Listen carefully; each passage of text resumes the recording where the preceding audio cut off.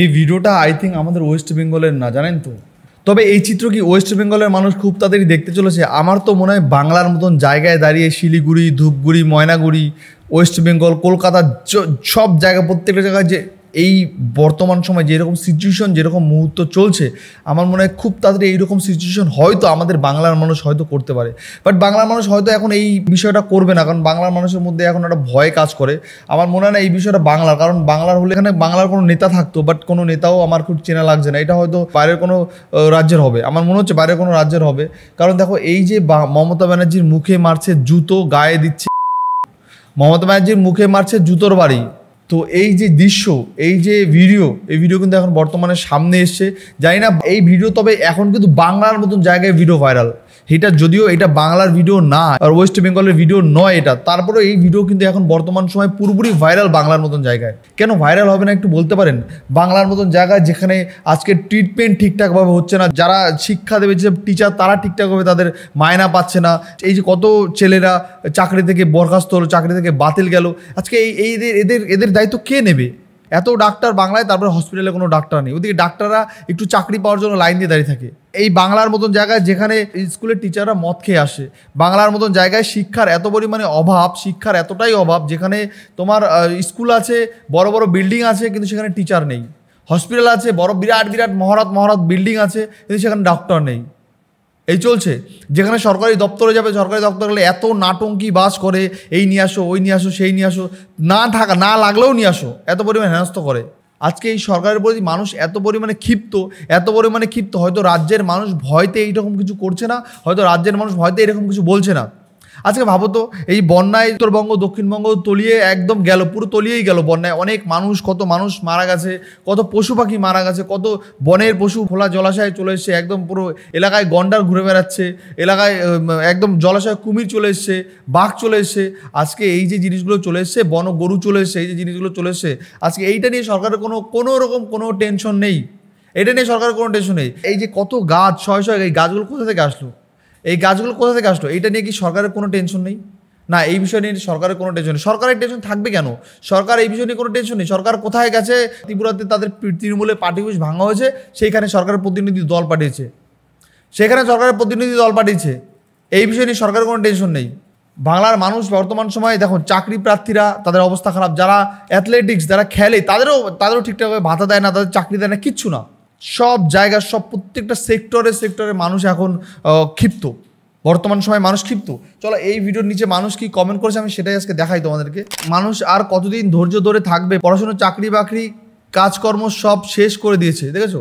বলছে মানুষ আর কতদিন ধৈর্য ধরে থাকবে? পড়াশোনা, চাকরি বাকরি, কাজকর্ম সব শেষ করে দিয়েছে। তুমি একটা কথা ভাবো, তুমি তোমার বাচ্চা যদি বাড়িতে থাকে, তোমার বাচ্চাকে তুমি একটা ভালো স্কুলে দেবে, ভালো একটা টিচারের কাছে টিউশনি করাবে, ভালো একটা ইংলিশ মিডিয়াম স্কুলে দেবে, ভালো স্টুডেন্ট বানাবে তোমার বাচ্চাকে। তারপরে যদি তোমার বাচ্চা চাকরি দেওয়ার সময়ও যদি ঘুষ দিতে লাগে, তাহলে তুমি কেন পড়াবে? তার থেকে বলো, এত পয়সা খরচা করে স্কুলে পড়ানোর দরকার নেই। বাচ্চা যখন একটু বুঝতে শিখবে, একটু বড় হবে, সেই টাকাটা জমিয়ে রাখো, সেই টাকা দিয়ে একবার চাকরি কিনে নেবে। হ্যাঁ, সেই টাকা দিয়ে একবার চাকরিটা কিনে নেবে, সমস্যা নেই। যদিও চাকরির কোনো গ্যারান্টি থাকবে না, তবে যতদিন থাকে আর কি। নাহলে এই টাকা দিয়ে একটা কাজ করো, বাচ্চাকে একটু কোনোরকম পড়াশুনো করিয়ে, তো সেই টাকা দিয়ে একটু চুরিচামারি করতে শিখিয়ে দাও। চুরিচামারি করলে কোনো সমস্যা নেই। যারা চুরিচামারি, সমাজে যত বেশি চুরি করতে পারবে, তত বেশি সমাজে বড়, উচ্চ, ধনী, ব্যক্তি, সম্মানীয় ব্যক্তি হতে পারবে। বর্তমান সময় এইটাই অবস্থা চলছে বাংলার মতন জায়গা দাঁড়িয়ে। এখানে কি লিখছে? এখানে লিখছে, সঠিক কাজ করেছেন আপনারা। এই অভদ্র মহিলা কি করে মুখ্যমন্ত্রী থাকে সেটাই ভেবে পায় না। অ্যাকচুয়ালি দেখো, তোমার কাছে প্রভাস দাস, তোমার কাছে উনি অভদ্র মহিলা হলে, এই দেশের আপামোর জনতার কাছে তিনি একজন ভদ্র সভ্য মহিলা। নাহলে সত্যি এত ভোটে কিভাবে জিতে যায়? এত ভোটে কিভাবে যেতে? কেউ বলবে ভোট চুরি করে যেতে। দেখো, আমার মনে হয় যে ভোট তো চুরি চামারি হয়, তারপরেও তুমি বলতে পারো যে ভোট কিন্তু দেয়। ভোট যদি না, দেখো পুরো মুসলিম যেই ভোটটা, মুসলিম ভোট ব্যাংকটা পুরোটা কিন্তু উনি পায়। এখন হয়তো একটু কমবে, এখন কারণ মুসলিম ভোটটা ভাগ হয়ে গেছে, সিপিএমে চলে গেছে, কিছু কংগ্রেসে গেছে, কিছু আবার চলে গেছে তোমার আইএসএফে। তো ভাগ হবে। তো সেই বেশিরভাগ, মনে করো 100টার মধ্যে মনে করো 70% ভোট টিএমসিকে দেয়, 20% ভোট ভাগ হয়। আর হিন্দুদের মধ্যে যদি 100টা হিন্দু থাকে, তার মধ্যে মনে করো 50% ভোট দেয় তোমার বিজেপিকে, আর বাকি 50% দেয় তৃণমূলকে, দেয় 30%, আর 20% এই কংগ্রেস আর সিপিএম। ভাগ হবে না কেন? এখন ভাগ হয়ে গেছে, ভোট ভাগ হয়ে গেছে, ওই জন্য জিতে। ঠিক কাজ করেছো তোমরা, ঠিক আছে, একদম ঠিক করেছো। এটাই যোগ্য এই মহিলার, দেখেছো? মানে এটাই যোগ্যই মহিলা। বাংলা বললাম না, বাংলায় ভিডিও খুব ভাইরাল এখন। মমতা ব্যানার্জি যারা এরকম করছে তাদের আমি শুভ কামনা জানাই, মানে ইনিও খুব খুশি, ঠিক আছে। এখানে একজন গেছে, এই দিনের অপেক্ষায় আছি 2026-এ, দেখেছো। বাংলার মানুষ, বাংলা বিশ্বাস করো, বাংলার বিশেষ করে হিন্দু মানুষ, মুসলিমরা আমি জানি না কতটা তার প্রতি ক্ষিপ্ত সেটা আমার জানা নেই, বাট কিছু কিছু মুসলিম কিন্তু দেখা যায় এখন কিন্তু তারাও মুখ খুলতে শুরু করেছে। যেমন তামান্নার মা, যেমন এই সিপিএমের একজন নেতা, ওর নামটা আমি ভুলে গেছি, নওশাদ সিদ্দিকীর মতো নেতা, আরও অনেক অনেক মুসলিম নেতা আছে যারা কিন্তু এখন যে সিচুয়েশন, এই সিচুয়েশন তারা কিন্তু মুখ খুলতে আস্তে আস্তে শুরু করেছে। কেনই বা খুলবে না বলতে পারেন? কেনই বা খুলবে না? সবাই তো অন্ধভক্ত, সবাই তো ভাতায় বিক্রি হয়ে যেতে পারে না, সবাই তো অন্ধভক্ত হয়ে যেতে পারে না। তাই মানুষ কিন্তু আস্তে আস্তে মানুষের মুখ খুলতে শুরু করেছে, আর আমি মনে করি এটাই হওয়া স্বাভাবিক। আর আস্তে আস্তে মানুষ মুখ খুলবে। এই যে আজকে উত্তরবঙ্গে যেটা হলো, এই যে বিজেপির নেতারা যারা ত্রাণ দিতে গেল, তাদের এইভাবে যে মারধর করলো এরা, এই বাংলার চটি চাটা নেতারা, তারা কি এটা ঠিক করেছে? একদম ঠিক করেনি। এইভাবে যে উত্তরবঙ্গে গেল যেসব নেতা নেত্রীরা, তাদেরকে এই এত পরিমাণে মারধর করলো, এটা কি একদম ঠিক করেছে? উচিত ছিল এইভাবে মারধর করা? তাদেরকে ছিল না, কারণ তারাও তো ওখানে গেছিলো ত্রাণ দিতে, তারা গেছিলো অসহায় মানুষের পাশে দাঁড়াতে। আজকে কি হলো? আজকে তাদের পাশেই তৃণমূলের দুষ্কৃতীরা দাঁড়িয়ে তাদের মারধর করে দিল। বাহ, এটাই কি তৃণমূল? এটাই কি আমাদের ভালোবাসার প্রিয় তৃণমূল? চলো ভাই, আমি আর কয়েকটা কমেন্ট পড়ি। এখানে বলছে অনেকদিন পর ওয়েস্ট বেঙ্গলে হিন্দুরা জেগেছে, ঠিক আছে। এটা ওয়েস্ট বেঙ্গলের ভিডিও নয়, মমতা ব্যানার্জিকে কি হাঁটাও, ঠিক আছে, অসাধারণ। সব রাজ্যে এটাই দেখতে চাই, ঠিক আছে। জাগো মা, জাগো মা, জাগো মা, জাগো, ঠিক আছে। এখানে যে ভেরি গুড, জয় শ্রীরাম, মানুষ ঠিক করেছেন, জয় শ্রীরাম। দেখেছো, বাংলার মানুষ কিন্তু প্রায় এই ভিডিওতে 1 থেকে 1,500 মানুষ কমেন্ট করেছে, তাও আবার আমাদের রাষ্ট্রের শাসক দলের বিরুদ্ধে। ভেরি গুড, মমতা হাটাও, কি good news, very nice, good news. এটা তো বাংলাদেশ মনে হচ্ছে, যাক তাহলে চোখ খুলেছে, এটা বাংলাদেশ মনে করছে। না, এই জুটবি বাংলাদেশে নেই, এটা বুঝতে হবে, ঠিক আছে।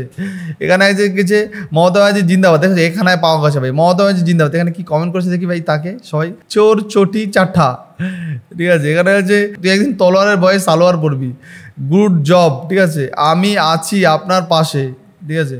তো এই চলছে ভাই বাংলায় বর্তমান সময় যেরকম সিচুয়েশন চলছে, বর্তমান সময় চাকরিহারাদের সঙ্গে, বর্তমান সময় ট্রিটমেন্ট ডক্টরদের সঙ্গে, বর্তমান সময় রোগীদের সঙ্গে, এরকম আরও অনেক অনেক সেক্টর আছে, নেতাদের সঙ্গে, বিরোধী দলের সঙ্গে যেই রকম অত্যাচার চলছে বাংলার মতন জায়গায় দাঁড়িয়ে, আমার মনে হয় বাংলার মানুষ আস্তে আস্তে এই জবাবটা দেবে, হয়তো 2026-এ ভোটে, নয়তো 2026-এ ভোটের পরে বাংলার মানুষ কিন্তু রিয়েলি এই জবাবটা দিয়ে দেবে বাংলার সরকারকে, তথা আমাদের প্রিয় তৃণমূল সরকার। যদি এই সরকার ভদ্র হয়ে যায়, যদি এই সরকার ভালো হয়ে যায়, যদি এই সরকারের কথাবার্তা একটু লাগাম টানে, তাহলে হয়তো এই সরকার আরও 5 না আরও 50 বছর টিকে থাকতে পারে। কারণ দেখো, একটা কথা সবাইকে ভাবতে হবে যে আমরা আজকে যেই সরকারকে এত ঘৃণা করছি, যেই সরকারকে আমরা পরবর্তীকালে আনবো ভাবছি, সেইটাও যে এই সরকার হবে না তার কি গ্যারান্টি আছে? তাতে আমার মনে হয় কি জানো তো, মস্তান আবার একটা মস্তান জন্মে যায়।